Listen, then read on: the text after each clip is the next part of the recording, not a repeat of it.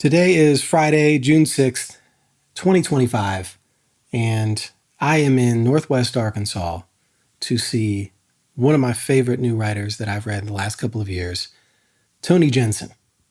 Now, a while back, I went to Cherokee, North Carolina, to Talking Leaves Bookstore and the Museum of the Cherokee People to explore for books by Native authors, particularly Native women. And I do have to shout out real quick the Museum of the Cherokee People. It's one of the best museums in the country. And so if you're ever in Western North Carolina, or even, coming from the Tennessee side to the Great Smoky Mountain National Park, come down the mountains. Right at the base of the national park is Cherokee, and you should go to that museum. They're doing incredible work. And Talking Leaves, an all-Native authors bookstore and gift store as well. So shouts out to those two places. But while I was exploring the shelves at the Museum of the Cherokee People, I found one of Toni's books. It's called Carrie, a memoir of survival on stolen land. And this was one of the most powerful memoirs I've read this decade. And it was unique because it's a collection of essays about Toni's life as an Indigenous woman.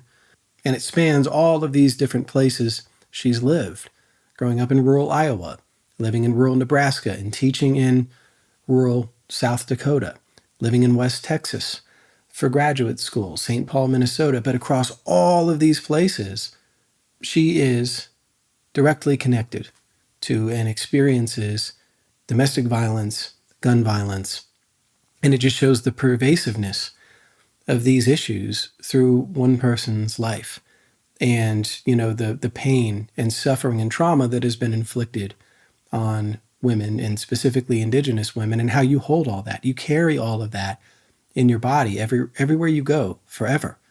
And so it's an incredibly moving memoir. It has beautiful language, despite the heavy topic. And it's also educational. You learn a lot about domestic violence and gun violence and the link between those two things and the pipeline. And so you come away with just an incredible amount of admiration and respect for Toni as a human being and as a writer. And it's one of the most important memoirs you could read right now in America. So if you're listening to this, you need to go read it, share it with friends, family, anyone, do a book club with it. It's remarkable.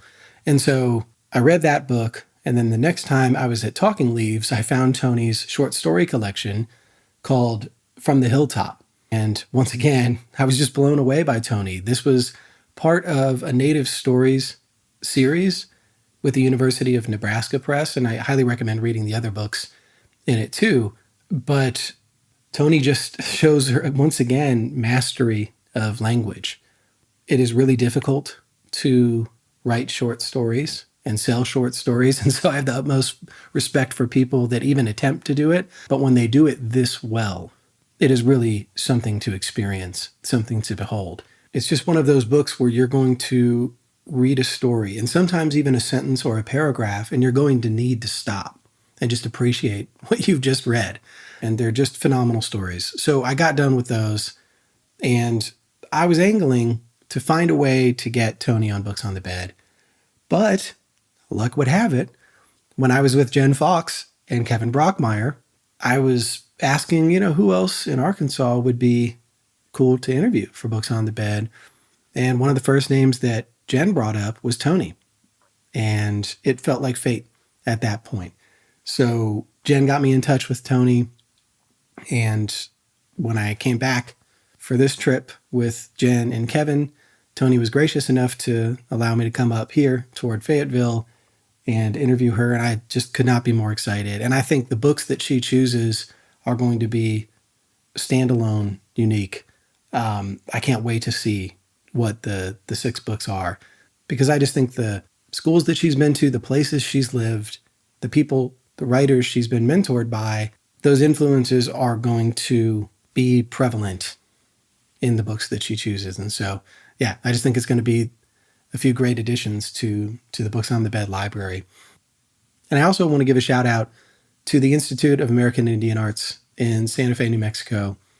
Toni's books are just 2 that I've read by people who have been students there, or taught there or just affiliated, artists in residence, like anybody that's come out of that program, whether it's writing or any other art, these are can't miss writers. These are can't miss artists.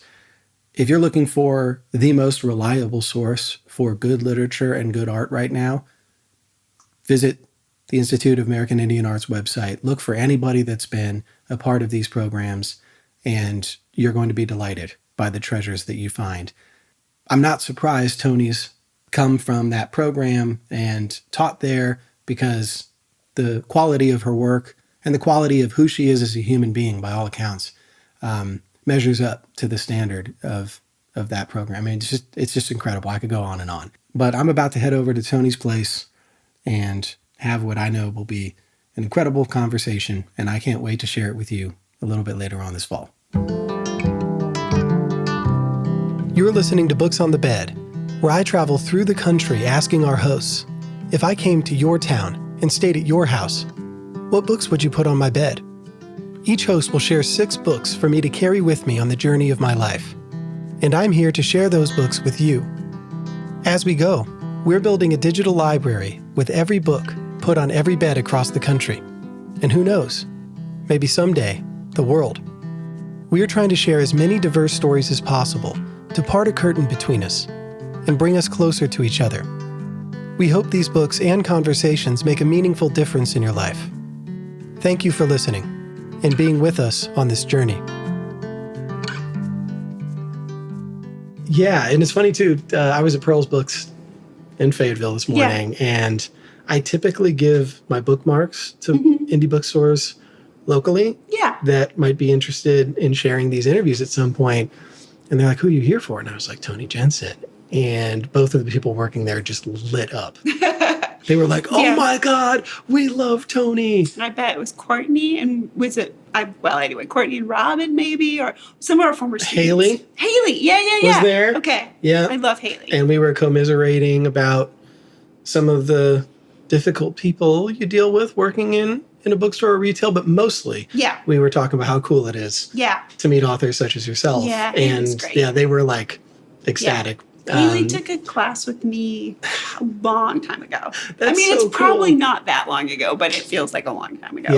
Yeah. It's pretty sweet to have those people locally championing you and your work. It's so good. To have those relationships, because the same thing happened at Wordsworth.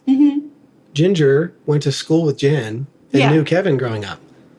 So it's like these places, literature, it's small. You have these communities of people. And anyway, I thought that was just like a great way to start the day. That's so good. Knowing that they loved you as much as I do, and that I finally got to meet you. Yeah. So it gave me good energy. Good. But it's a good energy store. Yeah. Actually, it is Two Friends' and then Underbrush Books in Rogers, which is even newer.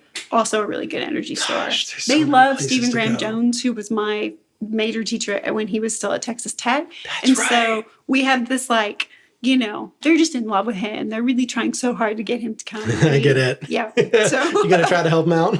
Yes. Yeah. Every time I go in there, they want to take a selfie with me so I can text it to him and say, come visit. Yeah. And so we do this once a year at least, He would love to. He's just busy. Oh, yeah. I'm sure. He's blown up. We could ask him to be our distinguished visitor one of these years, and then that would be how it would happen, We could do an event up there too. Yeah. Yeah. That would be cool. Yeah. It's nice when authors in places that, I interview a lot of people in the middle regions of the country. Yeah. Like even Louisville, I interviewed the director and editor-in-chief of Saraband Books. I love Saraband. And I have a Saraband book on here. It's in there.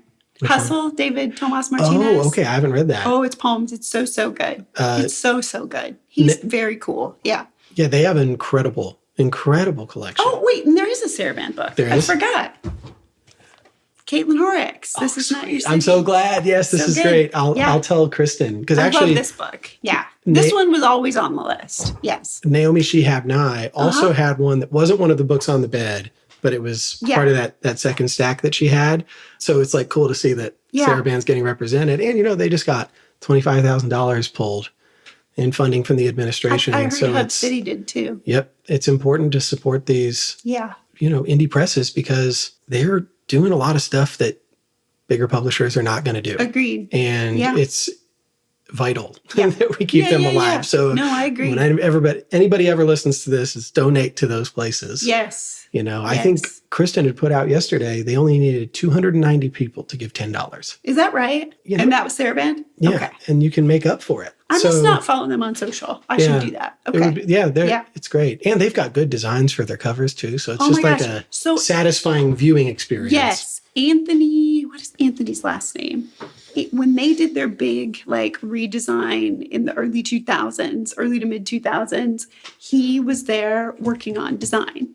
Oh. And then he came here and got his MFA. Wow. And now I don't know where he's working now. Okay. Yeah.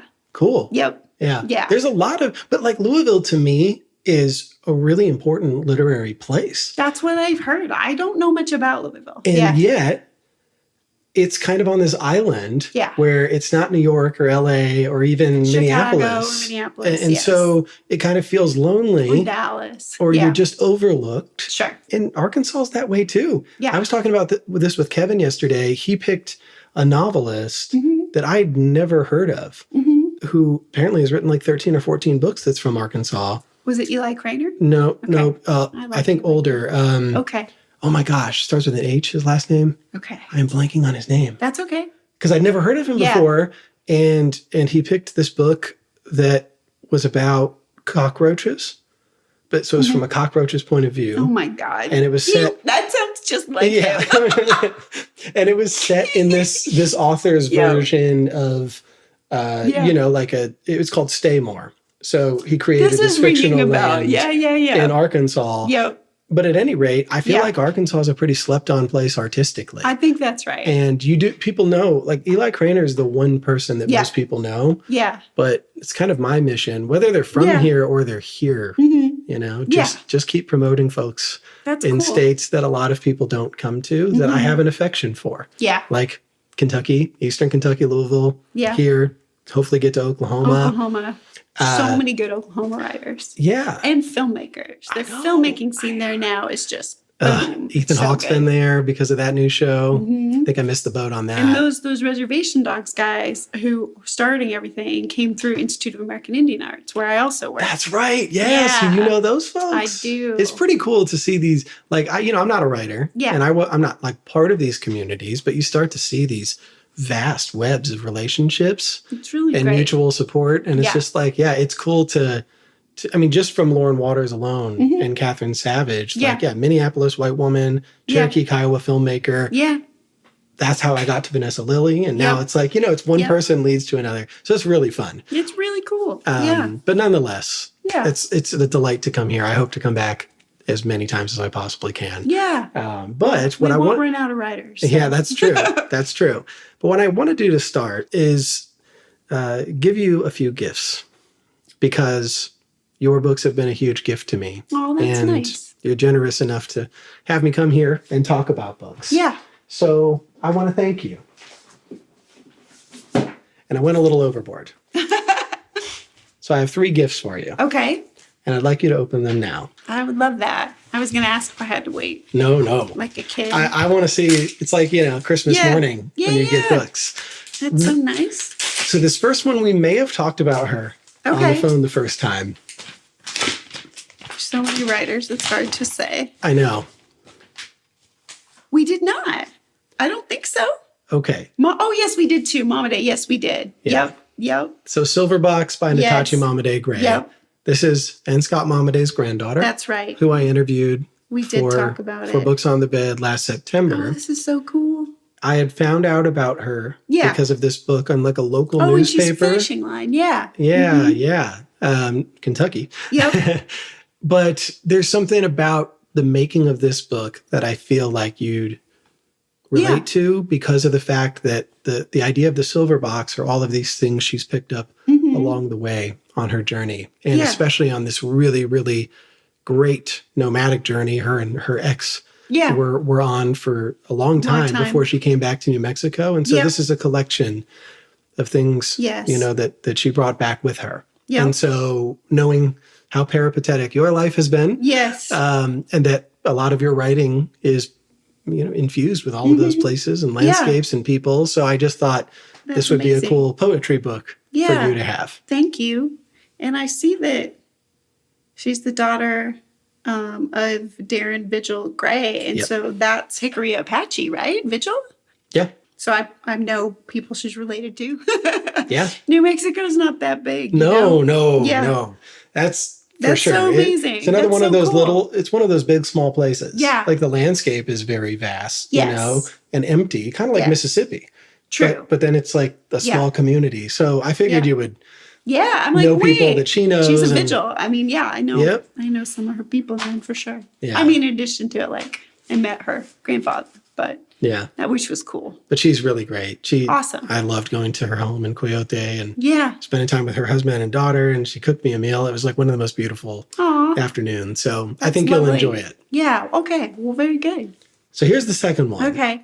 This one's a little bit more because of your appreciation of desert landscape. Yes. And Texas. Although this isn't specifically where you were in Texas, it's still got that feeling, that mood. And I thought it was a cool concept. Okay. How it was written. And actually, I got to shout out Pearl's Books for this wrapping job. Really? They did this one because I thought we had it or we would get it in time at City Lights, but I didn't, so I had to pre-order it here. Let's see. Oh, cool. I've seen this maybe at Pearl's or up at Two Friends. I was wondering about it. Octavio Solis. Yeah. This was a recommendation from Naomi Shihab-Nye. Oh. When I was with her for Books on the Bed in San Antonio, she had mentioned that there was a play based on this coming to San Antonio or somewhere near that in Texas. And she said that she had read this book. And so I was when I read it, I was like, I think you'll appreciate this. And the idea even of a retablo and, the connection to painting. And I just thought it was a really cool, unique piece of work. That's great. Thank you so much. I look forward to reading it. That's the problem with giving somebody books as a gift is then we just start like looking through it. Yeah, no.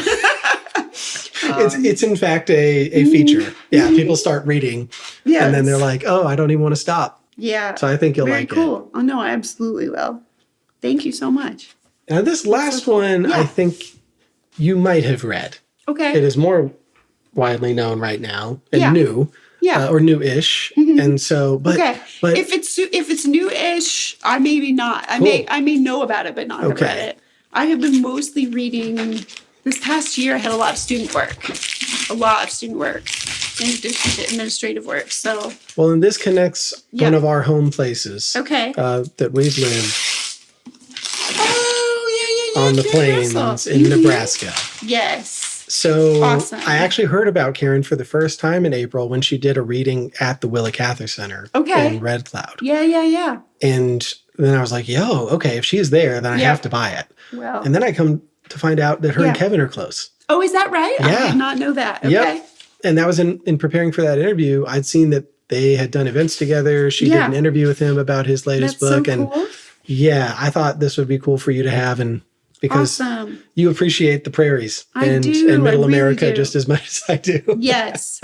Oh, that's amazing. And it's a delightful book. I have seen it on the shelves too, but I hadn't picked it up yet. It's a great cover. Yes, it is a great cover. And some of my very favorite people blurbed it, which I know because I know about the world of blurbing doesn't mean all that much. But still, Carly and Morgan, and Tommy are all saying good things. I believe them. Yep. Plus, also, I've read stories from her and then Swamplandia. I love Swamplandia too. I need to get to her story collections. Yep. Because I think stories are really good. And my grad students, they're just in love with her work too. Yeah. I mean, like really in love with it. So, so I'll be hearing about this book in the fall. So I'll have read it. Thank you so much. Yeah, I'm glad. Yeah. I'm glad. But I just like to give gifts because it's important to recognize that you put a lot of work into your books. It takes years. It's vulnerable and it's hard to do. And, especially too in the world of publishing books and, then releasing them out in the world. Like, I don't know how authors do it. It's something special. And so for me, I just always want authors to know that I will support their work and give them books too that they would like. That's lovely. Thank you. Yeah. So aside from those gifts, before we get to the books on the bed, there's a couple of things that I want to talk about with you, but aren't necessarily related specifically to your books. Although I gotta say, there is a 3-story sequence in From the Hilltop that is one of my favorite of all time. And I think I might have left, no, I got it here. So it was the title story, and then, it was at the Powwow Hotel, and then the title story, and then conjunctions. And there was just something about that. I don't know why, but those are the ones that stick out the most in the middle of this. And I was thinking about this in a very different way than Jen and Kevin. There's a way that you write that I have to stop reading quite frequently because it's just so powerful. And I'm just like, I can't even move on right now. And it's like it's hard to put your finger on, but it's that I love to feel, an unidentifiable thing. Yeah. And you definitely have it. And this story collection was so good. Oh, thank you. Good. I hope you write another one. Yeah, I am. I mean, I'm working on a book of nonfiction, but I have most of a story collection of stories that have not, some have been published, but not all. And I lack maybe 3 or 4. Yeah. So it's in the works. The next thing I want to talk about comes from one of these people that helped with this book, and that's Diane Clancy. Yeah. And because of that book, and then, let's see, because of another person I found out about, I'm going to get it right here. Some books. Oh, by Diane, the Dianes. Yes. So, and how do you pronounce Diane's middle? So it's Diane Warner, but is it? Yeah, Huter. Huter. I believe so. Yes. There's something about these two people that felt really important for you. They are. And I would like to talk about them because I love finding out about authors I'd never find out about through someone else. And I was watching something you did with Diane Huter Warner 10 years ago when you went back to Texas Tech, and it seemed like that was an emotional homecoming. And that these are really important. So can you talk about these two Dianes and their influence on your life? Because even their writing feels like so connected to what you write about. Yes. That's so amazing that you pulled the two of them together. So Diane Warner, I had my undergraduate experience at University of South Dakota, and I stayed on for my master's where I wrote a documentary play. And I wrote short stories, and my undergraduate scholarship was in journalism. I wrote some poems. So I was really exploring, all of the genres, essentially. Then I took some time off from academia. I taught some places, from being in academia, from being a student. I taught some places. I did some things. And the last thing I did before returning to get the PhD at Texas Tech was I was a technical writer up in Minneapolis, St. Paul for a couple of years. And I liked, the freedom of being done at the end of the day, but I really missed being involved with the campus. And so I started applying around to graduate schools. And I also went to an academic conference, sort of academic, sort of fun, the annual Southwestern Pop Culture Conference in Albuquerque. Wow. Yeah, there's a national association for these pop culture conferences, and the regional one is in Albuquerque. And I was in Minnesota, and I thought, how fun would it be to go to Albuquerque where the sun shines and the weather's not miserable? And I wrote this paper on Rick Bass's, something that Rick Bass had written, and I went and presented it at the conference because, applying to grad school, you write a paper. So I show up, I read my paper, and Diane Warner is in the audience. And she's retired now recently, but she was the director of the Sowell collection of nature writers' papers at Texas Tech. She, at the end, gave me her card and said, you should consider applying to Texas Tech. So I did that. It was a little past the deadline. All the things. They gave me amazing funding. I went, and then I got to work with Stephen Graham Jones. Oh, that's so cool. It was so cool. And it was just because she came and listened to me and we met, right? And we're really good friends still. She's up in Washington State now. They've moved up there in retirement, she and her husband, Don. And they're just the best people. And she's an amazing writer. It's funny, when I went to look at her books online, there was some review that said, why isn't Diane Huter more widely published exclamation point question mark. Yes. And it was the only visible review. Yeah. And I thought that was apt. Yeah. Because she's really great. She's really great. And if she endorsed you, then she has to be great. So it's like, it's just cool to know those moments that who knows where your life would have gone had that not happened. Exactly. Because I got in a couple other places. I mean, so that, and we're still good friends. I saw her. She comes back to the Sowell conference. It used to be every year. Now it's every other year. And so we saw each other recently in April. I love that. Yep. There's just really those special relationships. And I could tell that was one of them. And then it also brought you into a landscape that, even when we talked on the phone, you love West Texas. I love West Texas. Like what would your writing and life be without West Texas? Yeah. Would you even want to know that world? No. And when I go back there, even if I'm only there for a few days, like when I go back for the Sowell conference, I just am writing. New Mexico is similar, not quite as good, but pretty good. Mm-hmm. But there's something about West Texas. I arrive and I just get to work. And I don't know what that is, but it's related to landscape. It's that big sky, I think. It's very open. There's just all this possibility.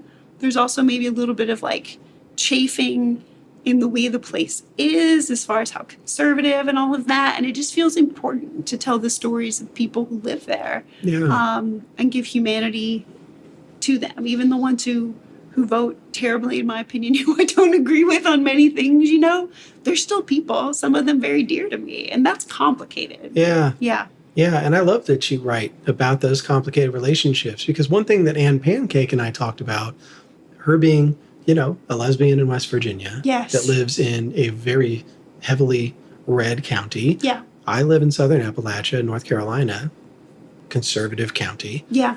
And yet, they're the most delightful places we've lived. And they're the most generous places we've lived. Yes. She was out in Seattle before she came back to West Virginia. I was in Nashville, Ann Arbor, New Haven. Supposedly these liberal bastions of thinkers and art and all this and culture. But I'm like, but what about us? Yeah. What about the human relationships? Yeah. I know way more people.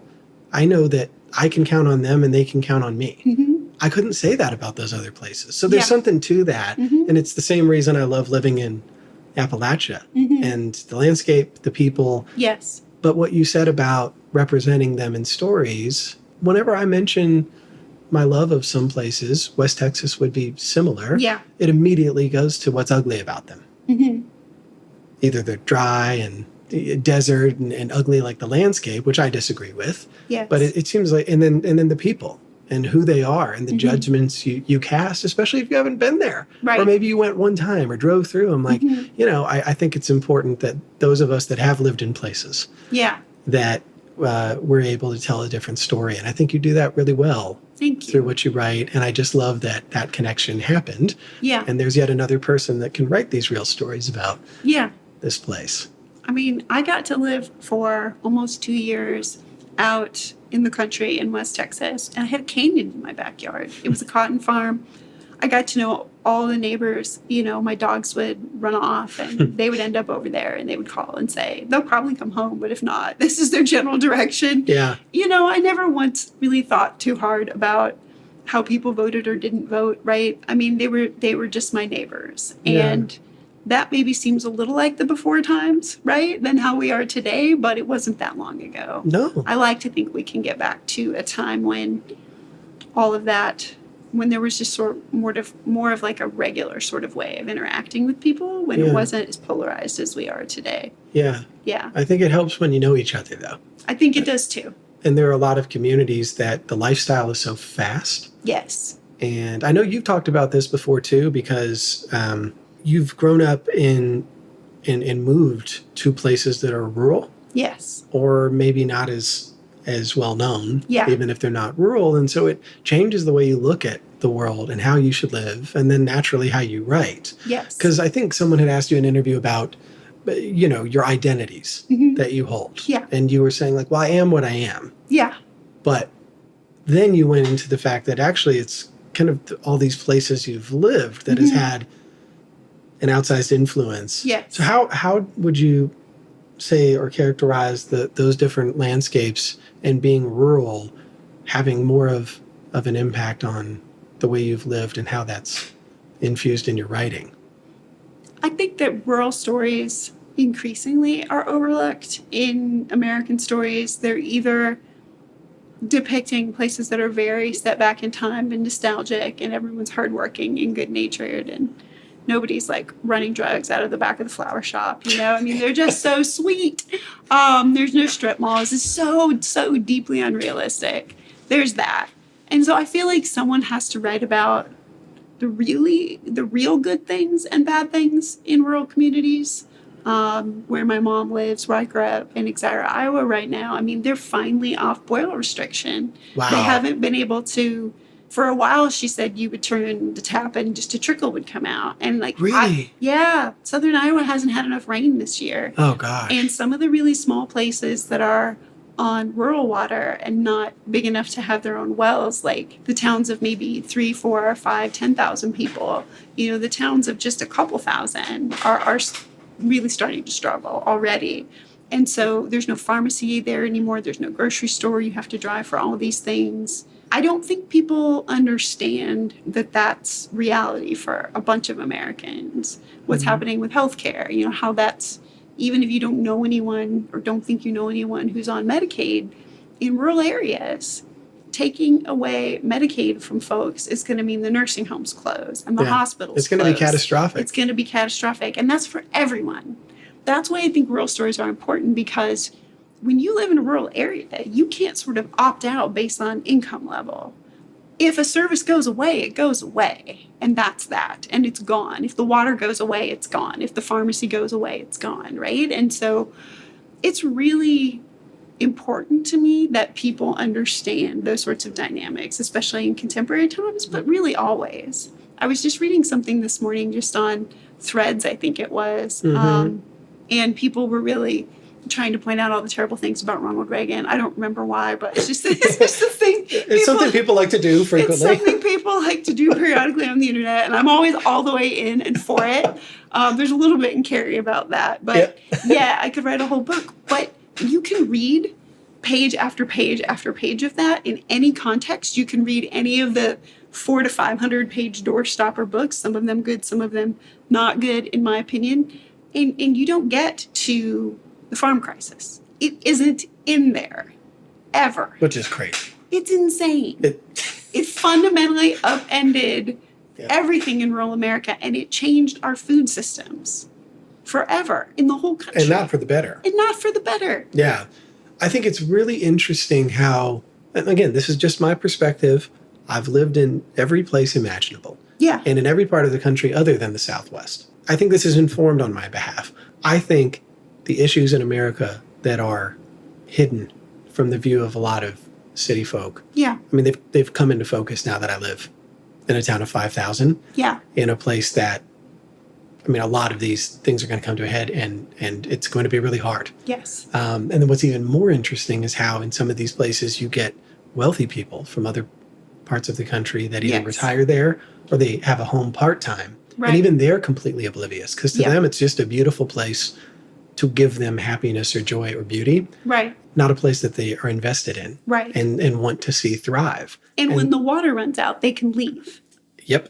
And they have somewhere else to go. Yes. And so I think like this is why I just resonated with the way you talk about being a rural writer and someone who has seen it in a lot of different parts of the country. Yes. You know, I mean, we relate in that way. Yeah. It's grown even stronger, just I guess the anxiety that I have, knowing these things and just feeling like who's paying attention. But I guess, ignorance is bliss, and it's fun to not know how food's made or where it comes from or who owns it and how that's going to be affected or who's lobbying for what. Right. You know, who's pulling back what restrictions and why. Arkansas is definitely in that huge conversation of the food industry. And, yes, we are. And it's scary. It is. But nonetheless, I think you do a good job of talking about these issues, but also you write really beautifully about these people that you've met.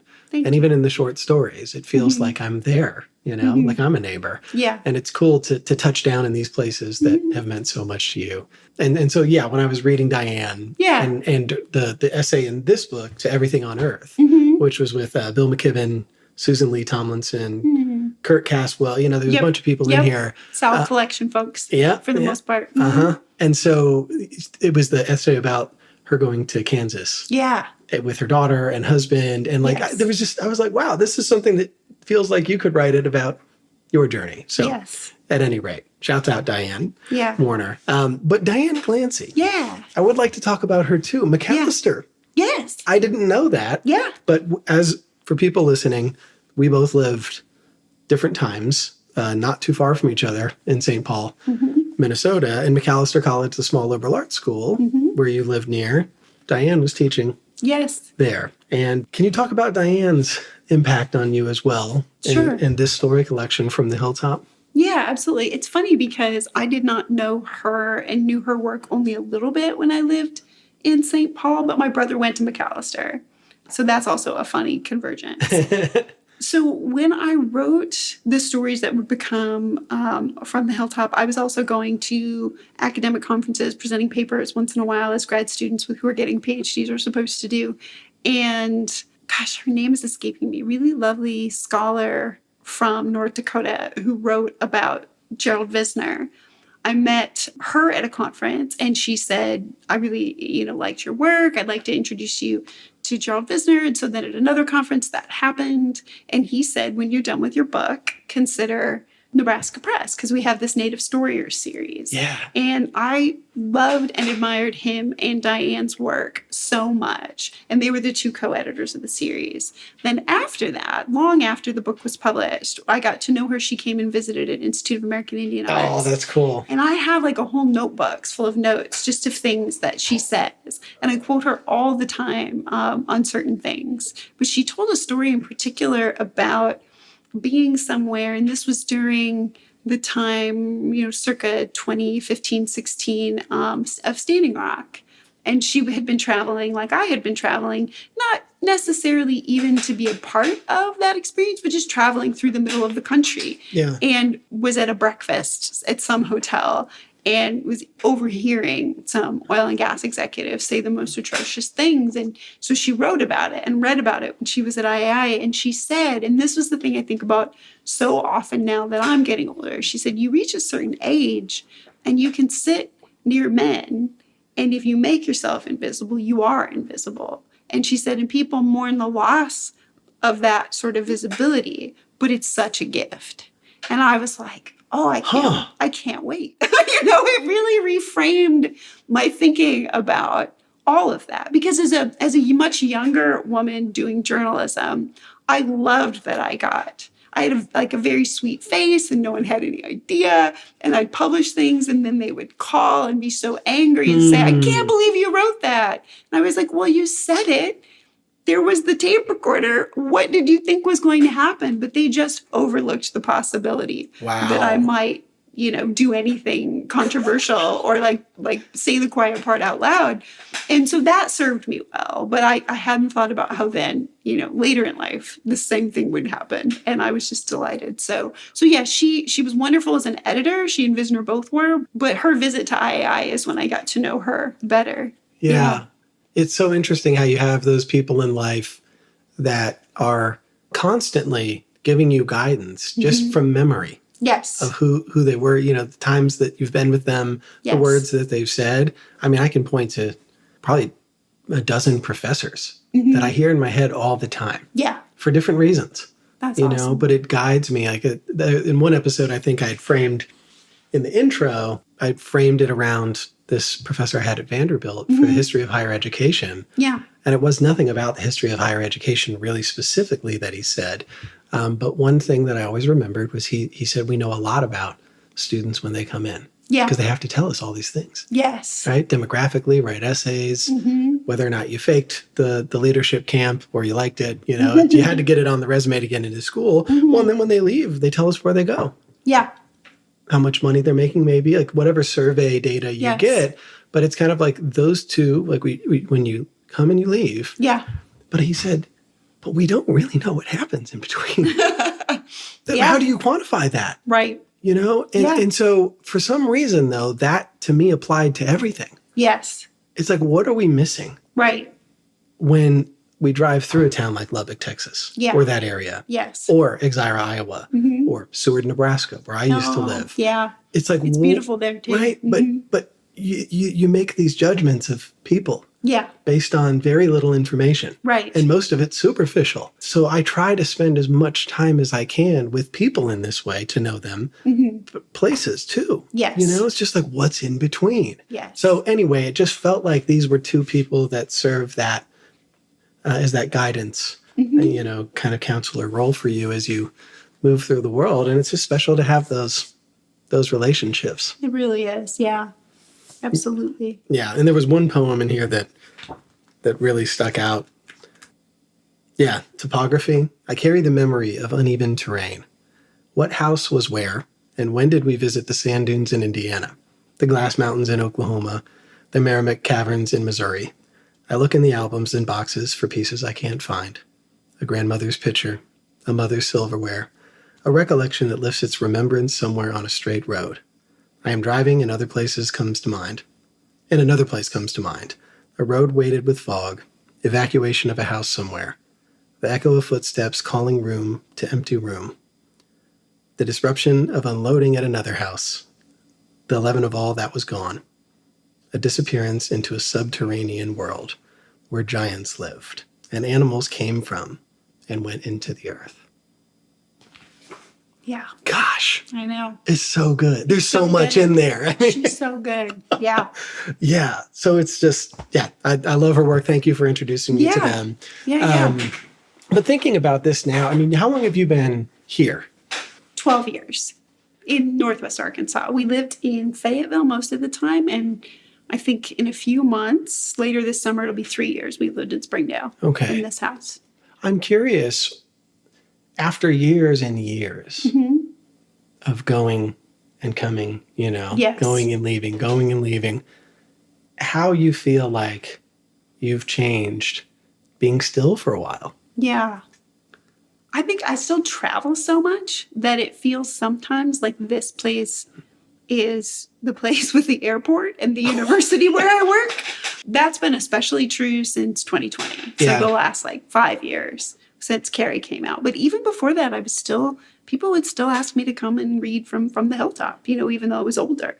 So there's a little bit of that, but I do feel part of the place in the community. And I know, even though I have critique of a lot of things that happen regionally and are happening regionally, I know that I feel from here now, because when people from the outside have critique, I really jump in to correct them. And I don't handle it very well. You know, that's how you know you're from a place, right? Yeah. If you're like going to fight somebody over how they're talking crap about it, when honestly you do the same thing, but that's different, you know? And so it's coming from a place of love. It's coming from a place of love. And I feel like Barry Lopez, who is the biggest influence probably on me from the Sal collection writers, just not even so much his work, but just his steady presence in that space. But Barry was the one who said repeatedly, you have the responsibility. You know, people feel like if you're from a place, you should only write about the beauty of it. And he said, no, you have the responsibility, if you love a place, to honor that love by critiquing it. I took that to heart, and I take it pretty seriously here, that now that I'm from here, you know, in a way, I have that responsibility. But I do like it. I do like it more and more. I always feel defensive because most people move here and it's so beautiful and they fall straight in love. It has so many trees, and I really have fallen in love with the opposite kind of landscape. Yeah. So it's taken me a while, longer than it would have if I hadn't spent so much time in Kingman, Arizona and Lubbock, Texas. Well, I was wondering, because I do occasionally, as much as I love living in Appalachia, I feel a pang of homesickness and anxiety for more open space. Yes. Does that occur, and maybe is satisfied because you do get to travel so much? Yeah, I still get to go sometimes to Institute of American Indian Arts, whose funding is being put in jeopardy right now with this last recent budget bill. Zero federal funding going forward if it's not stopped, with no written justification. So everyone should call their congressman. Yeah, why would they have to justify? They don't. That's not. Why would you have to do that? Yeah. The good thing is in New Mexico, there's bipartisan support for It was an incredible place. Yes, it is an incredible place. But because I get to go there on a regular basis, and that's been true since 2016, that helps.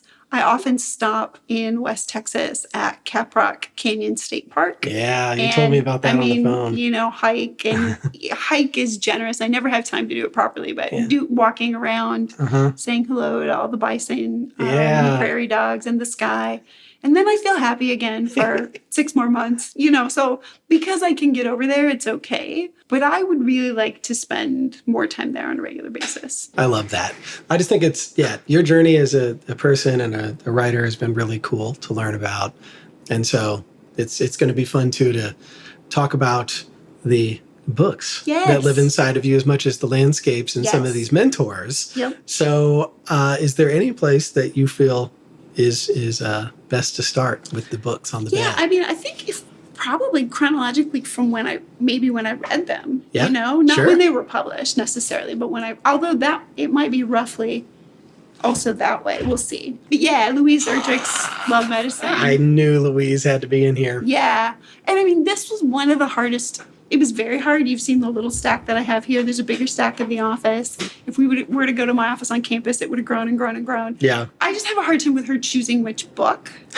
And this Love Medicine is in the top for me of her books. It's not necessarily my favorite, but it is the one my friend, Minnesota writer, Tommy Hutchinson, sent me her books when I lived in Wales, sort of one by one. I love this story. Yeah, and I was homesick. I mean, I had not been outside the States except to Mexico briefly when I lived in Arizona, for like a weekend trip, right? And so I'd never properly lived far away. And I lived in Harlech in North Wales. It was beautiful. Everyone there was so good to me. And I was homesick. Yeah. And so one by one, he sent me her books. Oh my gosh. That is part of how I stayed there, as long as I did. That gives me chills to think about. What a thoughtful thing to do. Yes. What a friend. He's a good guy. I ran into him really randomly in Nashville at a Jason Isbell concert this year. Yeah. I was like, I love it. What? Yeah. So he has good taste in music also. So Erdrich, the first time I read her work, with Love Medicine and Tracks. Those were the first 2 he sent. And then Beat Queen and Bingo Palace. Of those, I would say Tracks and the Beat Queen probably duke it out at this point for which one has my whole heart. This book also has my whole heart, though, Love Medicine, because all the characters are introduced, right? All the people. And also the way it starts with June and what happens to June, and I won't ruin it for the 4 people in the world who haven't read it. No, I'm always so surprised when I say she's, my favorite writer, and people are like, well, who is that? And I just think, Isn't it crazy? Where have you been all your crazy? life? It's insane. What are people doing with their time? Wow. And what are people why are people not assigning her work in their classes? I think how I found out about her. Yeah. Yeah. Yes. That's exactly. At least a story. To me, Come on. To me, it feels like, how are you a teacher in the United States of America of any kind? Yes. And she's not part of your syllabus. Yes. No matter, there's different age groups you can have, entirely. Yeah, so, yes. Oh, gosh, yeah. But I'm glad you brought her in because she deserves her just due. Yeah. Way more than she gets. But, you meet June Cashpot in this book, and you meet Fleur Pelliger, and Fleur is one of my favorite characters in all of literature. Yeah. And I mean, in my master's, my main area of study was Shakespeare. And so when I say that, I don't just mean fiction or contemporary fiction. I mean all of literature or Fleur Pelliger. And so Tracks is really a good one, too, for learning more about Fleur. But this one, you get a taste of it. And June is so important to her character, too, is so important to the rest of all the books that are interrelated. What is it about these characters you love so much? Fleur has an element of what some people would probably call supernatural. I would just say she's powerful, right? Yeah. So she's just this powerful character, and she's totally underestimated. And she just quietly moves through the world and makes extraordinary things happen. Sometimes for good and sometimes for catastrophically terrible. She's just a person and a character not to cross, I would say, without having things go very wrong for you. And for Erdrich to have been in her 20s writing these powerful women into being, that's really something. Yeah. She's just an unforgettable character. Yeah, it's hard to imagine. Like sometimes you forget how young she was when she wrote it. Very young.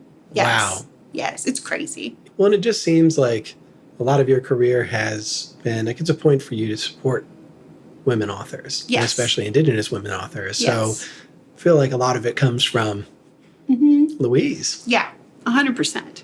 No, I mean, she was definitely one of the first really foundational writers for me. That's true. Mm-hmm. Yeah, I hope that more people read her. Me too. You know, sometimes I feel like maybe when people listen, they'll be interested enough in it. I hope so. To just dive in. And I hope that happens for this, because I think you're the first person that's picked one of her books. That's crazy, too. So far, with over 20 interviews. So it kind of lends credence to our theory that not enough people have read her. But there's something in her books for everyone. There's always history. There's always political history, Indigenous history, history of the middle of the country, land and place. There's always tribal history, obviously. But putting tribal history in the context of whatever time, you know, the book is set, and she goes back in history, forward in history, even a little bit in a recent book. There's that. There's also, if you love a soap opera, there's enough like entanglements there romantically. I grew up on soap operas, and I grew up on politics and history, you know, all of that delivered at the breakfast table, you know, or in the summers, watching with my grandmothers. And so, you know, there's something for everyone, I guess, is my point in these books. And she started as a poet, and so the language is beautiful. Oh, yeah. But not prohibitive either. And so, I feel like they're really, if you haven't encountered her work, you need to remedy that as fast as possible. Well, there is one of your stories mentions when you were in graduate school. Yeah. And there was that guy in your class. This was about tracks, not love medicine.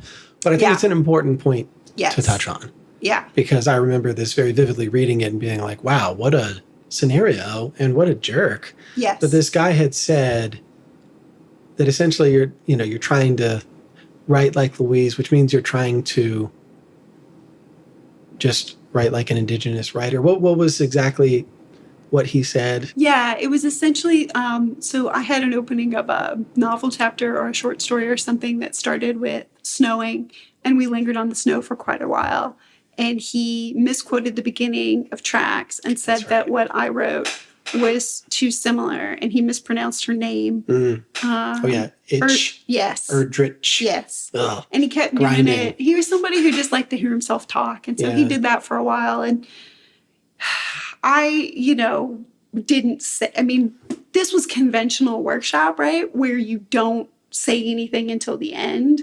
I don't remember what I said at the end, if anything, but I said lots of things in lots of classes, going forward. So it was clear by the end that he understood who I was, and I understood who he was. And just the idea that I was imitating her because I was writing about snow. Did I imitate her stylistically when I was starting out? Oh, quite probably. Yeah. But in that piece, not so much, know. And so it was really just, a move where he was trying to say, anything you do is going to be derivative because there can only be, right? This is back in the before times when if you were a Native writer and you were a man, you would be compared to Sherman Alexie. And if you were a woman, you would be compared to Erdrich writing fiction.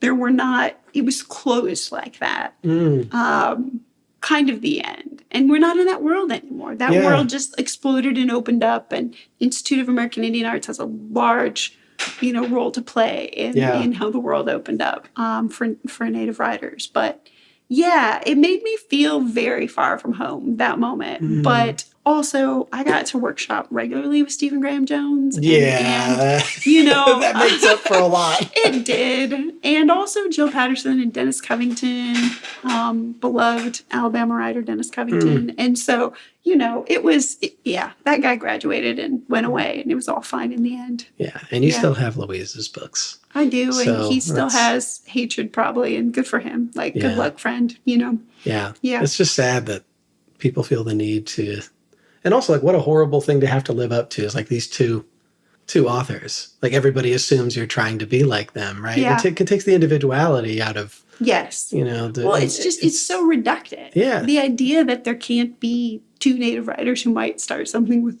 the snow. Yeah, like, especially given where both of you have lived, like, well, duh, it snows a lot. Like, it does, in fact. I mean, it's just an insane thing to say. It's an insane thing. And there were so many things wrong with that piece that I wrote. We could have talked about all of those, but instead, you know, we had to go that direction. And so, yeah, it's just people like that are going to be like that. It never has anything to do with the actual writing. It's just a waste of everyone's time. Yeah. You know? Well, I'm glad we started off with Louise. Is there anything else you want to say about this book or anything to read from it?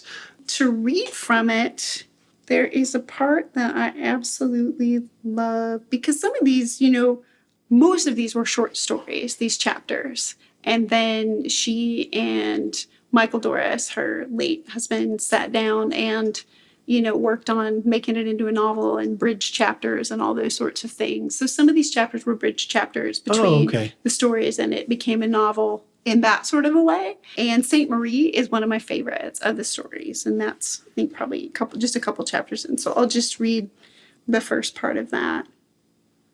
So when I went there, I knew the dark fish must rise. Plumes of radiance had soldered on me. No reservation girl had ever prayed so hard. There was no use in trying to ignore me any longer. I was going up there on the hill with the black-robed women. They were not any lighter than me. I was going up there to pray as good as they could, because I don't have that much Indian blood. And they never thought they'd have a girl from this reservation as a saint they'd have to kneel to.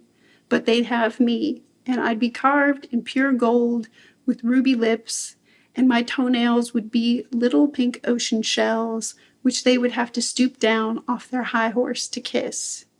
I was ignorant. I was near age 14. The length of sky is just about the size of my ignorance, pure and wide. And it was just that, the pure and wideness of my ignorance, that got me up the hill to Sacred Heart Convent and brought me back down alive. For maybe Jesus did not take my bait, but them sisters tried to cram me right down whole. I know. That's so good. It's so good. It's so good.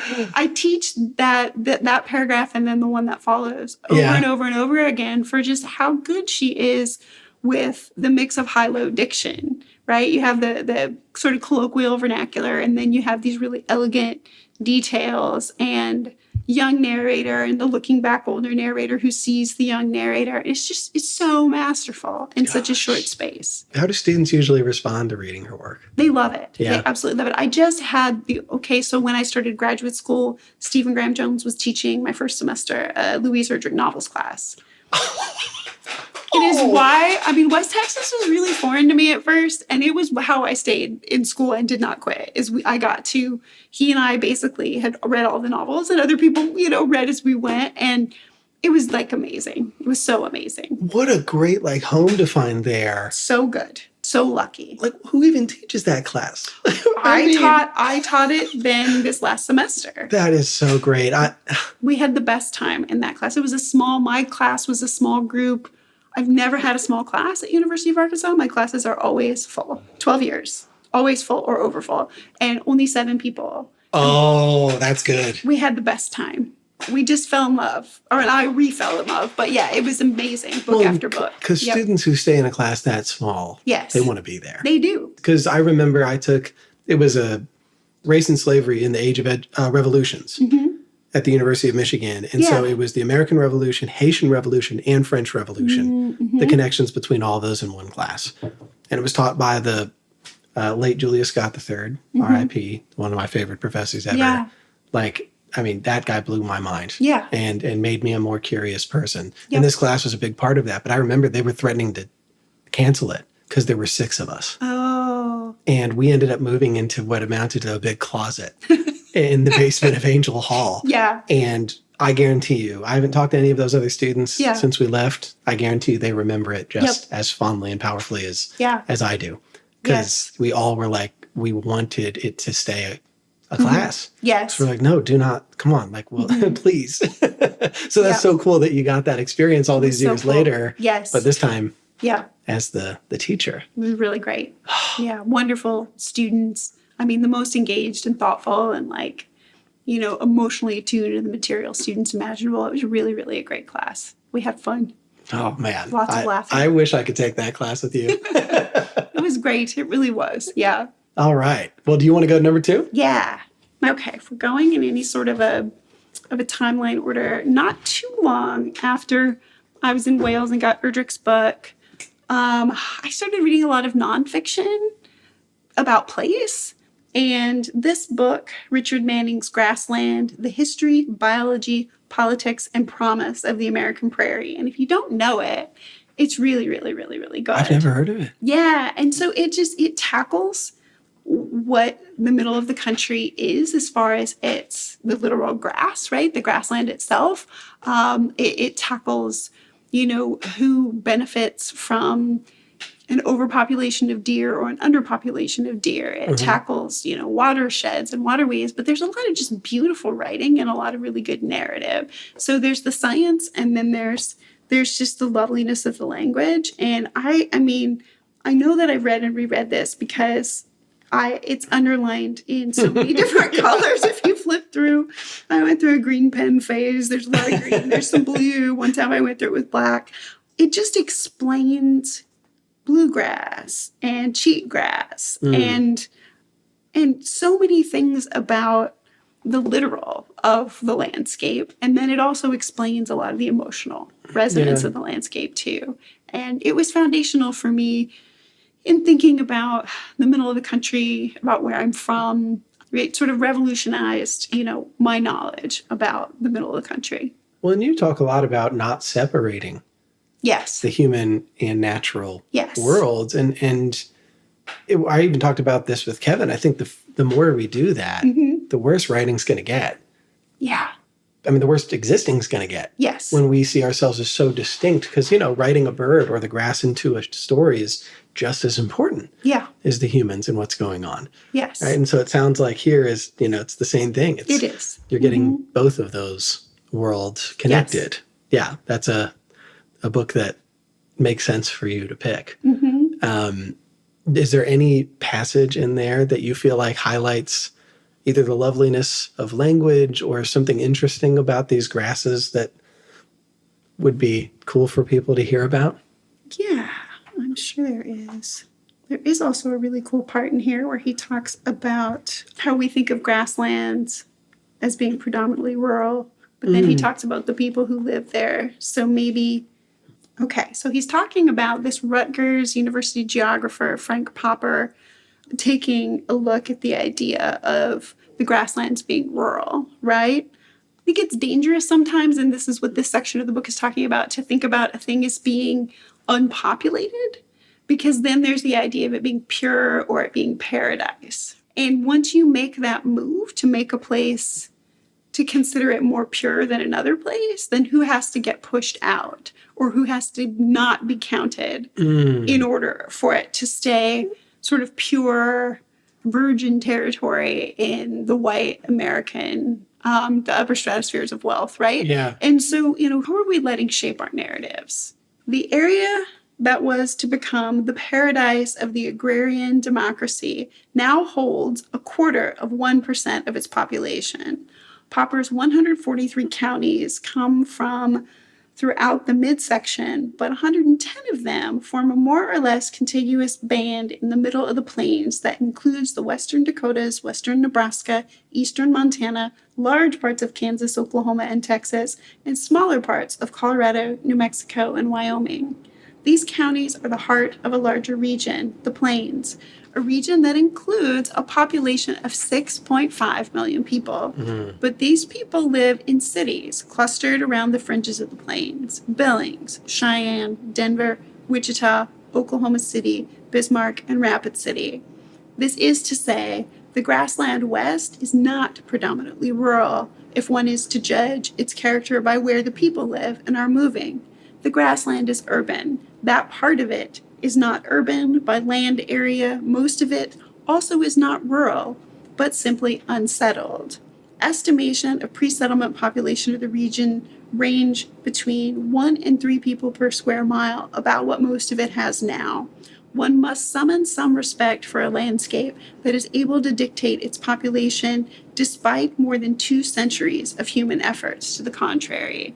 Oh. Right? Yeah. It's so complicated. It's so complicated. So I think we just think of, not we at this table, but we in the American imaginary think of these places as unsettled, as vast, as just grass. But when you break it down like that and you think about the urban centers and then how rural everything else is around it, then it's more interesting. I feel like it's a more interesting conversation. Yeah. Yeah. I actually have not thought about it that way at all because I've been trained to see it as the inverse. Yes. But like, wait, if these are the epicenters of most of the people, then it's an urban place. Yes. But then everything else is sparse between it.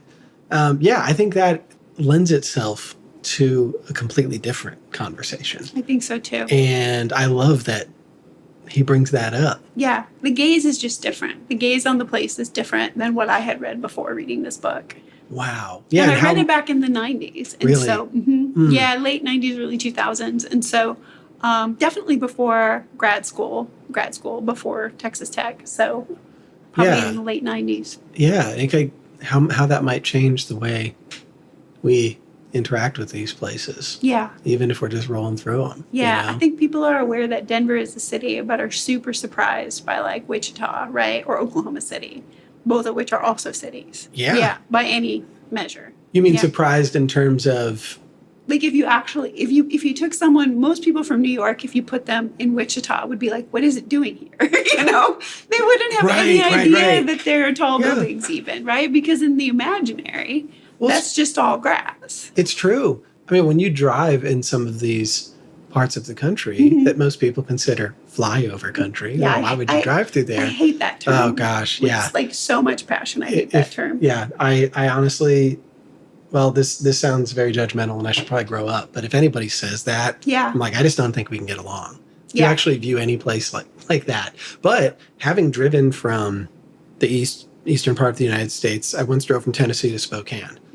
But we had gone through Kansas and hit Wichita. Yeah. And it is true. Yeah. You have no idea what's coming. And then, the thought is like, who on earth came here? Right.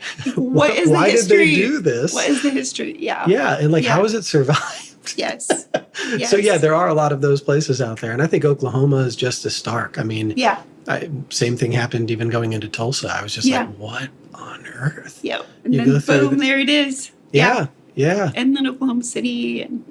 But the grasslands are not, what people think they are. They are, and then they're also not. Yeah. There's more complexity there. Gosh, I love it. It's good. I really want to read this now. It's good. Sounds exactly like the kind of melding of natural and human world in a narrative. Yes. And I'm looking for good nonfiction books right now. Yeah. I am in a literary fiction and poetry stage that I'm not mad at, but I definitely need to read some other stuff. Yeah. And I also don't think we've had this at City Lights, but we have a very, very good and large natural history, homesteading, gardening section. Yeah. That this would fit perfectly in. Yeah. So I'm going to order that for the store when we get back. Yeah, I love this book. I've read it and reread it many times. I've never taught it, and it occurs to me I could do that. Yeah. I don't teach nonfiction very much here, but once in a while. Yeah. So what about number 3? Number 3 would be James Welch, Winter in the Blood. You don't know this one? No. Oh, okay. You're in for a real treat. So I'm trying to think when I encountered his work. Probably at University of South Dakota in the 90s, I would guess. Maybe in the 2000s at Texas Tech. But I'm pretty sure that I knew about this book and had read it and loved it beforehand. It is a coming home, coming of age, as far as the sort of arc of the narrative, not unlike Mama Day, or Silko and their seminal books, especially I would say not unlike Ceremony by Leslie Marmon Silko. However, it's Montana, and it's a narrator who defies kind of sort of the expectation of complexity of return being so wrapped up with war or with, any particular, there's just a meandering quality to the story. And there's a meandering quality to the prose itself, and then it'll just turn, and the gaze will be very sharp and very succinct. So it's very cinematic. Yeah. When I teach this book, which I always feel I do at some risk that students are going to misunderstand, because sometimes at the level of a sentence and at the level of the point of view, it'll feel clean, and they'll say that the writing is simple. But it's not simple. There's a lot of complexity in how clean and stark some of the sentences are. And also the main character is often stumbling through life a little bit, having had something to drink. And so sometimes people mistake some of his observations for drunken ramblings. And that is to fundamentally not understand the book. So I taught it. I had the real pleasure last spring of being chosen as the second recipient of James Welch passed away not that long ago, and his wife Lois, and they put together this endowment, and so the James and Lois Welch Endowed Visiting Indigenous Writer, something like that. It's a very long title. Yeah. Anyway, I was the second one.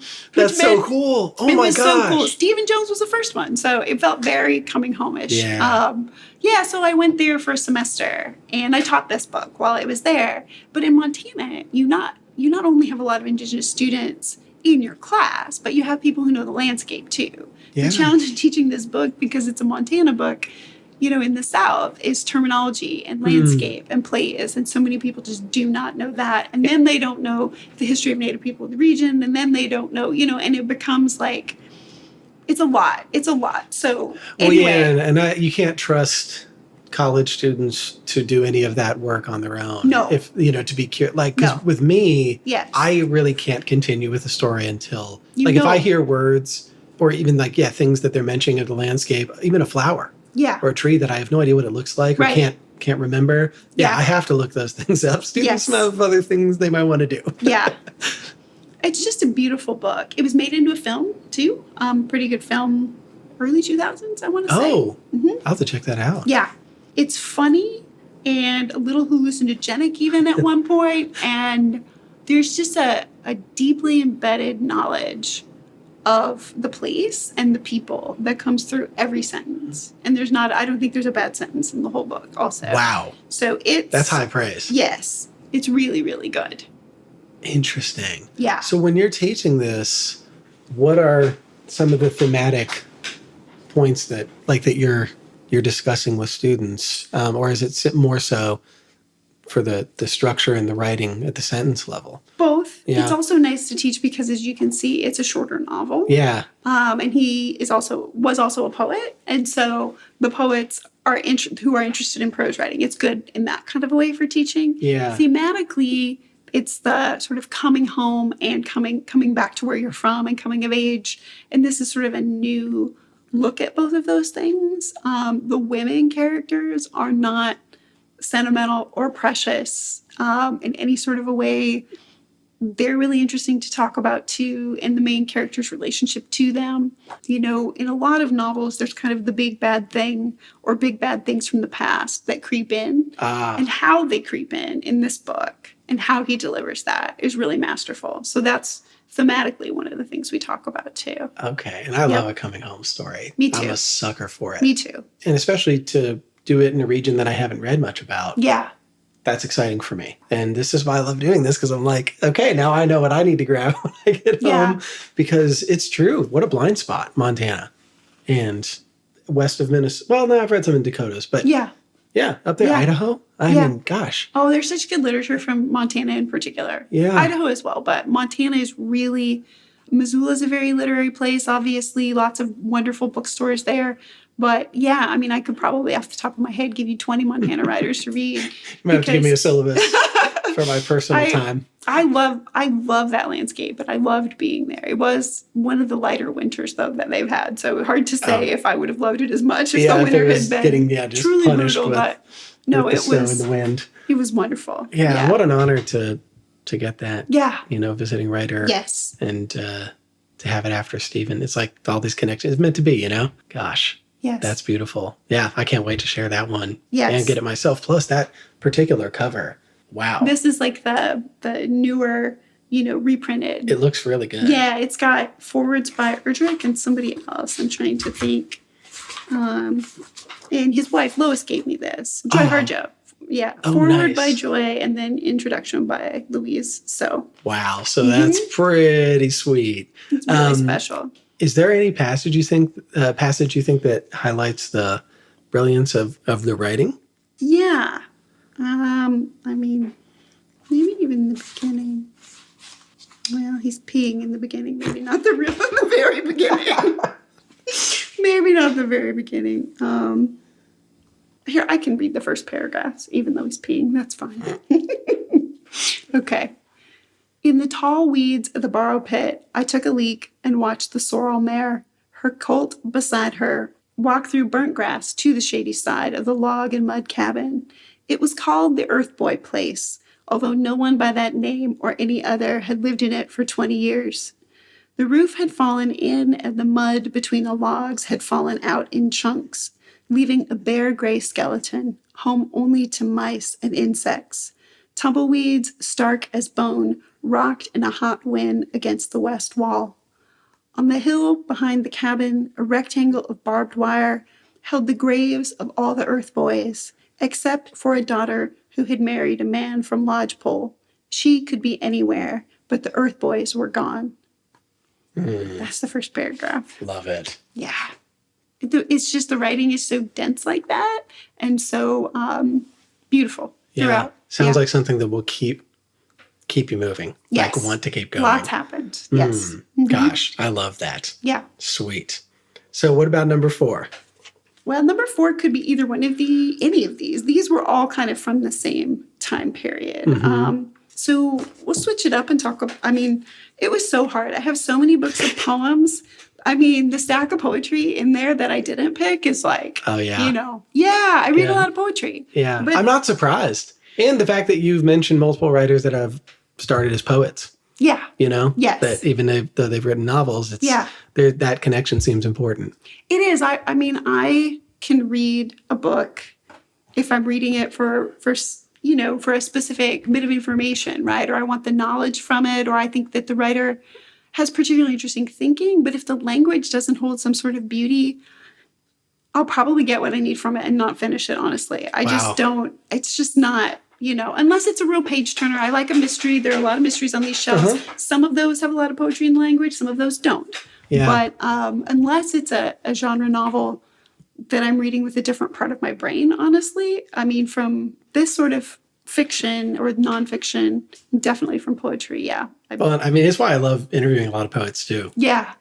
Because it's really... Their brains are literally different than ours. It's quite something. Yes. And I love being around that, though. I love listening to that. Yeah. People communicate from that brain. So, and the heart, It's just like, to me, being in a poet's world is great. I agree. I try to do it as much as I can. I agree. Poets and songwriters, photographers too. They all kind of, I think they're orbiting around the same sort of universe in a way. Which is a universe I like being adjacent to. Me too. And so once in a while, when I've written something or something shorter or something's been excerpted, and I get paid for it, it'll have poet because I'll be in the like subject line of the check, and that always makes me happy that like I'm getting paid even though it wasn't a poem, but it says poet. That means I'm a poet. You're like, right? Yes, that's happened a lot. I get to get included. Yes, because usually then if they're excerpting something short, the other people all were poets. And so they just put poet in the subject line, and I'm always tickled. That's so great. Yeah, good company. Very good company. So which one do we got here? We have Jamal May's book, Hum. Also not heard of Oh my God. This is such a good book. And also he has a book called The Big Book of Exit Strategies that I love, love, love too. And I had a very hard time. It was a very rock, paper, scissors situation. Probably one of my favorite poets. Full stop, full sentence. Writing about a Detroit hum ending with bones is the title of one of the poems. Wow. Yeah. Man matching description. And then the next one is the sky now black with birds. So writing a lot about place and writing a lot about nature, but also about race and racism and the ways in which America envisions places as being much different than they are. So I think maybe that's sort of the common thread. I was going to say, it's starting to get a link here. Yeah. And so some of these are more narrative poems, but many of them, just sort of dive right in as good poems often do and expect you to figure out and keep up. But I would say he is telling story in a certain sort of way. The lines are impeccable. The language is impeccable. There's always like the surprise at the end, or the coming to the moment where it feels like just the right phrase or word at the end. That's the hard part. I mean, I tried to write poetry for a long time, and if you really meant to tell stories, then you're always wanted to end the story. And poems don't have to do that. They can leave you in all sorts of ways. And so it's hard to like change to that frame of mind. I think you either are more geared toward one or the other. And, he works the endings and the line breaks as well as anyone, I would say. Now, what's Jamal's background? You know where he's from, or? Yeah, Detroit, if I'm not mistaken. Cool. Oh, well, and I have a lot of deep connection to Detroit. Okay. So I need to read this and share it with my friends in Detroit who probably have heard of it. But yeah, Detroit, talk about a misunderstood place. Yes. Detroit and Memphis and Jackson, Mississippi, and even Little Rock. So it's a place that I think is a prime example when I tell people of they would say, why would you like Detroit? Isn't it horrible? Isn't it ugly? It's sad. They're missing. Aren't you worried about fearing for your life? I'm like, no, not at all. I mean, again, doesn't mean there isn't danger. There's danger everywhere, isn't there?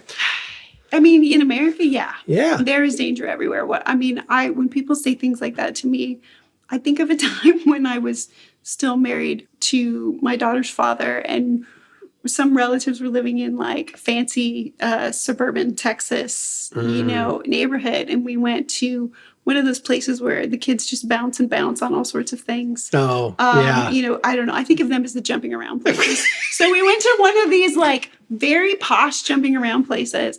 And I've never been more terrified in my whole life. I was like, get me out of here. Yeah, what a bizarre experience. It was so strange. And I know that that's very regular for most of America, but it was freakish to me. Yeah. And the people and the way they interacted with their kids. And I was like, what is this? Yeah. So I feel like I didn't feel exactly unsafe, but I felt deeply unsettled and uncomfortable in a way that I've literally never felt any of the times I've been to Detroit or, come on. I think that America has to realize all of that's very relative, Totally. Yeah. And I think it's who are you listening to? I remember, so I was in St. Paul when George Floyd was murdered. Yeah. And I remember talking to some people who spoke with the confidence of them living 5 miles from where the murder occurred and being in the cities in the aftermath. Yeah. And they were states away, and they were so sure of what was happening and what it was like. And that's when you realize, gosh, the media has a stranglehold on these people, and particularly the wrong forms of media, the ones that are not truthful. Yeah. And so it's just like with Detroit. Yeah. Yeah. I mean, look, if abandoned buildings are the thing that are going to make you dislike a city, then like what city are you going to? Yeah. Like if you ever walk through any suburb in America, there's going to be a whole ass subdivision that's just abandoned. Yeah. Which to me is more hideous than anything. It's like there's nothing worse than a failed development. In like a suburban place, but it's just like the strange superficial things and the misguided, intentionally misguided opinions of these places that really bothers me. But what I love about poets is they so often can help us counteract those stereotypes and bring you into a place in a more honest way and share the beauty among the wreckage as well. So, I'm really glad you brought in a Midwest Rust Belt perspective here because like the grasslands or Montana or any other place that is less visited or, maybe misrepresented, it's an important place for people to travel as much as they can in writing. Yes. So that they're not only listening to one story. Sure. No, I think that's right. Yeah, I don't know him at all. We've never met. I've just been really, really, when I was writing Carrie, this book or a big book of exit strategies and or Hustle, what is his first name? Tomas Martinez. The other Sarabande book? Yeah, the other Sarabande book I was mentioning that is sitting in there. I can grab it. But those were the books that went around with me. Really? On the airplane. Yeah. And I was like, is that an airplane ticket or a train ticket in there? It totally is. Let's see what year. Oh my gosh. Yeah. Bookmark, American Airlines. Of course, I had to go to Dallas. Why? Oh, Santa Fe. Okay. I would have been going back and forth from IIA. Yep. Oh, yeah? Yep. What year was that? Good question. It's the original one. It's 2015. Aw, because I visited. Your first time? Uh-huh. Oh my gosh, so that's such a great bookmark. Yep. Yeah. And then when I have a ticket like that in a book, I just leave it in there for a bookmark. But yeah, this one, his other one, David Tomas Martinez Hustle, sometimes Layli Long Soldiers, whereas, although it's bigger, so it's literally, like the footprint of it is bigger. It's more difficult, but that one went around. And then Erica Meitner, not at the beginning, but toward the end before the book came out and as it was coming out, she wrote a book called Holy Moly Carry Me. And that one, oh my God, it's inside where we were having this deep conversation, I felt like, in these books, even though we didn't know each other. Yeah. And that's BOA Editions. Ooh. It's a beautiful cover too. It's in there too. I can show you. Yeah. But those were the books that went around with me. Yeah, it's cool to know what was with you while you were carrying with you writing Carrie. Because I'm always curious about what writers are in conversation with other writers, or who maybe inspired you to go a certain direction. Yeah. And it's cool to know that poetry was part of that. Not surprised, because your language is very beautiful as well. Thank you. And rhythmic in many ways. That's satisfying to read. Yeah. As far as nonfiction goes, it can be hard sell for me. Yeah. I struggle with a lot of nonfiction writers. Yes. Because, as you're saying, if it is almost too direct or lacking, I mean, you could even call it a spiritual element to it. Maybe it feels devoid of the things that I need in the words themselves. Yeah. That's why I just don't read a ton. But when I find one, right, like Catherine Savage's Ground Glass, yes, Carrie was that for me. Yeah. Where it was like, oh yeah, this is one of my books that I will always go back to. Yeah. And that I will remember because of the language as much as the stories themselves. So definitely cool to know who was with you on that journey. Yeah. So what about number 5? Number 5 is a book of short stories. Caitlin Horrocks, This Is Not Your City, Saraban Books. Yeah, shouts out. This book, when I wrote From the Hilltop, I didn't have this book, right? It wasn't in the world yet, or I hadn't read it yet.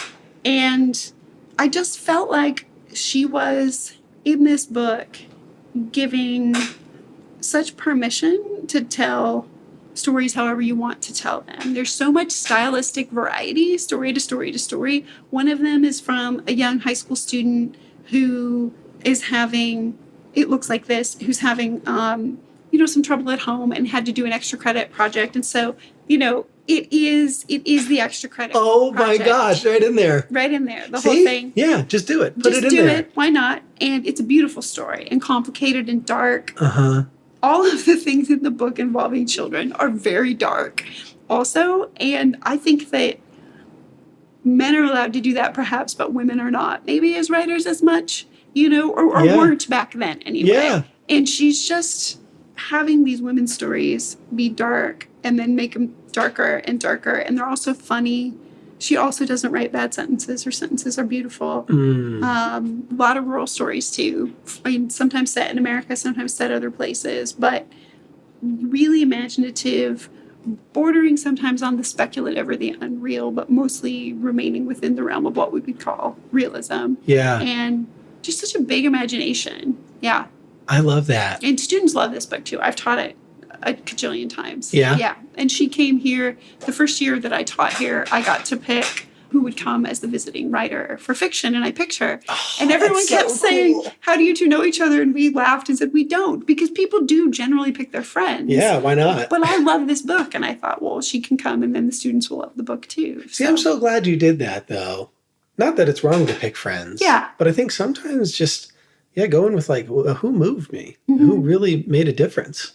Yeah. When I read their book. And I mean, to say something like, change the way I feel like what you could write, how you could write a story. Yes. That's, I think for a lot of writers at a young age, you have that anxiety about Yeah. maybe wanting to write something a certain way. Yes. And you're afraid of its reception because of what you've been told is an acceptable form, or way of telling a story. And I remember reading Heartberries by Therese Marie Mayotte. Yes. And eventually I'm going to do Books on the Bed with her in Chicago, which will be really cool. fun. Yeah. I was really stoked about that. Yeah. But because I remember I told her, I was like, God, this just felt like your book.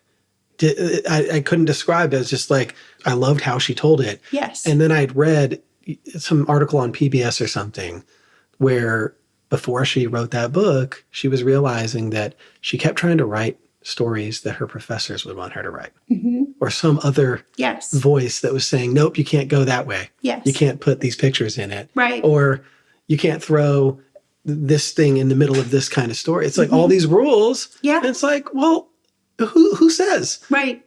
Yeah. Why can't I write it just how I want to write it? Yeah. So did you feel like you struggled with that when you were a young writer? Or did you have those mentors that were helping free you from those restrictions of what a story could be? I didn't have the mentors who would free me from things as far as writing. I did in playwriting. And that might be why I ended up double majoring in theater and playwriting. You could just do whatever you wanted on the theater side, and it was just acceptable as long as you did it well, really. Yeah. And well was a really big pool, right? So, yeah, that's probably part of why I stayed over there as well. In the English department, it was still in fiction, more of the kind of 90s literary realism, where the first 2 or 3 paragraphs would be description of a place. And, that sort of, those years for me, the reading, I was like, we do get to a story. It's often like a white dude in the West who's gone camping with a woman, and they're having some sort of, disagreement in some way. And man, that story by 10 or 12 different writers was the dominant curriculum. Some of them were good, some of them were not good, but that's what you were supposed to be writing. It was clear. And that's just not for me. And I like a story that actually starts and just goes. Yes. Why wait? Yeah. I want the immediacy. It's a short story. Why would we want 3 pages of what the tent looks like? Yeah. I do not want 3 pages of what the tent looks like. And so, yeah, I maybe, chose playwriting for the thesis for my master's, because we could do whatever. So I wrote a documentary play, and that was really fun. And fun is the wrong word because it was about a crime, but the writing of it was exciting to me. Well, isn't writing supposed to be that for writers? Yes. It's interesting. This keeps coming up. People that have a theater background. Yeah. And my attraction to their fiction or their nonfiction You work. get good advice in theater on how to write character and dialogue. So Issa Arsene in San Antonio, who wrote Shoot the Moon and The Unbecoming of Margaret Wolfe, which is directly related to her theater background, as it has to do with people from New York going to do a play in northern New Mexico. Yeah. I think I was so excited by that book, and it's one thing to like an author or not, but I appreciate risk-taking authors. Yes. And people who feel free when they're writing. I could tell she liked writing the book. Yeah. It makes a difference. And there's a lot of the people with that theater background, or even performing poets. Yes. Where that freedom is so obvious. And they don't waste any time. Agreed. In what they're doing. And I think you could say the same for Ashley Bryan Phillips. For sure. And these other really great contemporary story writers, they just bring you in. Yeah. And here we go. Yeah. And then it's just like you're gripped by it. Yeah. And I want that. Shake me up. No, she just jumps right in. I love that book. Is so good. Yeah. We were at that Clemson Literary Festival together recently. It made me so happy to know that. And that book sold out in 4 seconds. So then I bought it, of course, after. It's so good. Yep. Yeah. I can understand that why you became friends. She's terrific. But yeah, so this story collection then means a lot. And then you got to meet her. And I'm glad the students loved it too. Yeah. Because it gives them, again, you're trying to, as a teacher, I'm assuming, help students, be themselves in their writing, feel free, and not feel restricted as to what they can and cannot do. Yes. Because you felt what it's like to feel that in even your reading. It's true. Just boring. Yes, it's true. And, I've taught this over time and space at different universities too, because it came out in 2011. And okay. So it's been out for a while. It's been out for a while. And it's interesting now, the formal choices, people kind of assume you can do all these formal choice things, but having women write stories that involve children that are very, very dark, that is the one where they're like, whoa, that's interesting. So the world has literally changed in the last 14, 15 years. Yeah, well, in that way. And that's fascinating to me too. Yeah, what is it about the reservations of women with writing dark story? Like, I guess I don't quite get that. Yeah, I think that there's a generation, it's not all the students, but there's a particular, group of years where the people who only know being online and are very worried about cancel culture. Oh. And I think that they're very worried about writing the wrong thing, even if you're a woman and you're writing about other women, right? Or if you're writing about children, and they're worried about those sorts of concerns, which is not a thing you can worry about, especially if you're writing from inside your own demographic. You were once a child, you are now a woman, and yet, you're self-censoring because you're worried that somewhere someone exists who might be offended. But that's a very real thing that I run up against. Wow. Yeah, that's tough. It is tough. Because you're never going to write anything you want or anything. Writing has to involve some level of risk, and it has to be real risk. So, well, and there's always going to be somebody that is going to find something wrong with a story, and it's going to have to do with their personal background, right? I mean, you can't control that. No. So you might as well just write the thing, because I guarantee you on the opposite side of that, there are going to be a lot of people that are like, oh yeah, I was looking for this. Yes.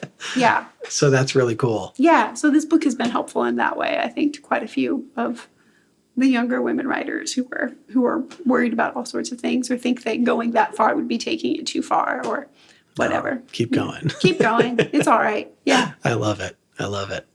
So do you want to do 6? Yes. I'm excited for this one. Yeah. Stephen Graham Jones' Mongrels. I haven't read this. Oh, it's so good. It's so good. I love all his work, really and truly, from, Bleed Into Me, which is on the stack on my desk, up through the current books that, everyone knows about, because now he's a super famous best-selling writer, which is wonderful and well earned. This one holds a special place in my heart because it's essentially a family story, and it's definitely a Native family story, and the characters are werewolves. And so there's all of this sort of allegorical doubling, and twinning that's going on with them being, people who have housing instability, people who a thing goes wrong and they have to flee town. Sometimes that's about, money, right? Sometimes that's about petty crime or mid-level crime. But all of it is wrapped up with this idea of them being werewolves. But there's a way to read werewolf as being something else throughout the whole. And so it's really masterful. And it would also make a great TV series because it's episodic in that way. They move all around in the South. And I love that about it too. Stephen grew up all around in the South. And so you get you're in Arkansas briefly, and you're in Texas quite a bit, and you're here and you're there, and you move around with this family who's moving because they're always outrunning the last thing that somebody did when they were a werewolf, right? And so It's really good. It's really, really good. And the main character is it's coming of age too, because it's a teenage boy. And so, and the writing is beautiful. It's so good. Oh my. This was the transitional book between when he had a cult following, but hadn't achieved, New York Times bestseller-ness, right? And that kind of a profile. This book came right before those other books. Interesting. And so I think it kind of fell in the in-between space is maybe why you haven't heard of it. But how does he feel about that? I don't know. Yeah. He really talks about other things. Okay. Than those sorts of things. Because sometimes authors can be like, oh God, I really loved this book. Yeah. And it didn't get the reception that these other ones did. Not that they didn't love the other ones. Right. But some are really special that didn't reach as many people. It's true. And you're like, dang. He is always writing, and there are so many books, so he might have a different relationship too, because there are literally dozens of them at this point. Yeah. So many. When he was my teacher, he was teaching full time, had little children, and was writing 2 books a year. Wow. and publishing them. That's incredible. And supporting them by going around and doing the writerly things. Yeah. So, you know, it was, and some of them are, you know, 450 pages long. Yeah. And some of them you'd write and then have to throw it out wholly and rewrite it. I mean. So he just writes, which is. It's a good thing. It's a great thing. It's a great thing. I mean, I think sometimes the worst thing someone can do when they're making anything is just not do it. Yes. And think too much about it. Yes. 100% true. Yeah. And so this is one of, if not my favorites of his. Yeah. So do you teach this book ever as well? Yes, I do. Yeah. I was going to say, it would be a good one to. You know, if I teach a book, because I mark it up in the back. Look at that. With the page numbers. I love seeing people writing in books. Yeah. I mean, I you know, probably there's another version of this somewhere too, because then I lose the book and I have to do it over again. But sometimes I type up the notes. And there are also little homages to some of his other favorites of mine. All the Beautiful Sinners is also it's a serial killer novel. It's very, very good. And there's, you know, a part here. We caught the spooky voiced end of a tornado segment about a kidnapped girl. Then after the commercial, it was the first-hand account of how Bigfoot had robbed a liquor store in Arkansas 8 or 9 years ago. And both of those things are from other books. Yeah. The tornado, serial killer, kidnapped girl thing is All the Beautiful Sinners. So he's having so much fun like that here, being self-referential. And I liked that too. I love that. Yeah. Talk about freedom. Like, yeah, of course I'm going to call back to my stuff. Why not? Someone will know. Yeah. There's always going to be someone who recognizes it. It's like, yeah, that was awesome. Yes. Oh, that's so cool. And what a just great person to have as your teacher. Yes. I mean, obviously he's had high praise for you and your writing, and that's just like a special connection to have for years and years now. Yes, absolutely. Gosh, I can't even imagine going into a class you know, all those years ago with him being like, oh yeah, let's do Louise Erdrich books. It's so cool. It was so lucky, honestly. Just like going to that conference and meeting Diane Warner, you know, and now he's a Sal Collection author too. Oh my gosh. Mm-hmm. It's that little corner of Texas holds really a lot of extraordinary huge work. Weight. And the loveliest people to work in the collections there, so you can just go in and, you know, read people's letters to each other. And I mean, it's just amazing. Yeah. I think John Lane from South Carolina just got. Yeah, he's in that collection. In there. Someone just told me that. He's been in there a long time. I know him. Yeah, he's great. I'm going back tonight and to get there for a panel of his. Really? Tomorrow in North Carolina. Tell him hello. I like John very much. I love John Lane. And I love his work. Yeah, the first book I read when I moved to North Carolina was his book about the Chattooga. Yeah. And the myth of deliverance. Yep. Because I was in a book club that was still virtual because you couldn't do things in person. And, you know, moving to a rural place at that time, it was like hard to build community. Oh, sure. At first. So I got lucky with this book club through the Mainspring Conservation Trust. And we read John Lane book. And now I've seen him periodically. And he's tight with a lot of people in my community. And I think he has a house close to where I live in Western North Carolina. So he comes up quite a bit. But yeah, that's so funny that his stuff's in that collection now. Yes. It's really a treasure trove that I think is probably not as well known as it could be. You know, a little underutilized maybe. Yeah. Yeah, But I mean, Barry Lopez, Gretel Ehrlich, Rick Bass. That's John crazy. Lee. Yeah. But those are some... David Quammen. Gosh. I mean, you know, it's really, it's a remarkable collection. Well, again, though, look where it's located. It's in Lubbock. Yeah. People just tend to know what is close. I suppose that's true. Or promote it a lot. Right. And so, to be honest, I wouldn't have known as much about this collection without reading your books. Yeah. You know, just some of it's luck, getting with the right people. But yeah, it's a star-studded collection and worthwhile to check out. And just really cool you got to be part of that. Pam Houston, too. She's one of the newest ones. So. Yeah. Oh, my gosh. Wow, that's amazing. Also one of my first writing teachers. And really? Yeah, in like a summer workshop. She's terrific. And now we're colleagues at Institute of Indian Arts. It's very... You know some of the coolest people. I do. I'm very lucky that way. It's, I don't know. It's been amazing.